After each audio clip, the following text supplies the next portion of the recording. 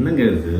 யாரோ ஒருத்தர் எதையோ உளறிக்கிட்டு நான் ஸ்பிரிச்சுவல் குரு அப்படின்ட்டு கண்டதெல்லாம் பேசிக்கிட்டு இருந்தா உடனே நீங்களும் ஒத்துக்கிட்டு பெட்ஷீட் எல்லாம் எடுத்துக்கிட்டு அப்படியே ஒரு 100 பேரெல்லாம் போய் உட்காந்து முன்னாடி கண்ணை முடிக்கி வைக்கலாம். என்னங்க, உண்மையான குருன்றவரை நீங்க தேடி போவேன், அவரே உங்களை தேடி வருவார். உங்களோட மீட்டிங் தானா நடக்கும். இப்படி டிவியில அட்வர்டைஸ்மெண்ட் கொடுத்துக்கிட்டு மைக்கெல்லாம் இப்படி வச்சுக்கிட்டு நான் உங்களுக்கு மெடிடேஷன் சொல்லித்தரேன், அது சொல்லித்தரேன், இப்படி எல்லாம். ஃபோர்மோஸ்ட் திங் என்னன்னா, உண்மையான குரு தன்னை வெளிப்படுத்திக்கவே மாட்டார். என்னங்க நீங்க அவ்வளவு காஞ்சி போய் கிடக்குறீங்க தியானம் பண்றதுக்கு? ஃபர்ஸ்ட் உங்களுக்கு நான் ஒன்னு சொல்றேன், மெடிடேஷன் தியானம் அதுதான் உலகத்திலேயே ஈஸியான விஷயம். உலகத்துல இருக்கிற எல்லா மதங்களும் போதிக்கிறது கடவுள் உங்களுக்குள்ள இருக்கான்றது தான். உலகத்திலே ஈஸியான விஷயம் அப்படின்னா நம்ம ஈகோ தன்னால ஒத்துக்குமா? அதுக்கு நீங்க கஷ்டப்படணும், அதுக்கு இது பண்ணணும், உருளணும், பொருளணும், அப்படியே அப்படி மந்திரம் சொல்லணும், இதுதான் அப்படின்னு உங்க மனசு சொல்றதுதான் எல்லாம்.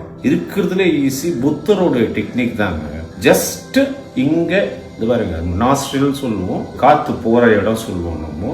அதுல உங்க நினைப்பை வைங்க. நீங்க மூச்சு இழுக்கிறது மூச்சு விடுறதெல்லாம் பத்தி கவலைப்படாதீங்க, அது தன்னால நடக்கும். நடுவுல வேற ஏதாவது நினைப்பு வந்தாலும் அதை அவாய்ட் பண்றதுக்கெல்லாம் முயற்சி பண்ணாதீங்க. அது பாட்டுக்கு வரும், கொஞ்ச நேரம் இருக்கும், அதுவே போயிடும். அப்புறம் மனசை நீங்களே திருப்பி இங்க கொண்டுருங்க. இதே தான் நீங்க பண்ணணும். காலங்கள் போக போக தன்னால மத்த தாட் எல்லாம் நிக்க ஆரம்பிச்சிடும். இவ்வளவுதாங்க. புத்தர் இததான் சொல்றாரு, தானா நடக்கும். நீங்க இப்போ நீச்சல் குளத்துல குதிச்சா மாதிரிதான், அருவியில குதிச்சா மாதிரிதான். நீங்க ஸ்விம்மிங் பண்ணிக்கிட்டே இருந்தா ஒரு நாள் ஸ்விம்மிங் தன்னால வந்துரும். ஒன்னு சொல்லிக்கிறேன், இத மாற்று கருத்து உலகத்துல இருக்க யாராவது எனக்கு சொல்லுங்க அப்படின்னா நான் ஒத்துக்கிறேன். இதுக்கு மாற்று கருத்தே கிடையாது.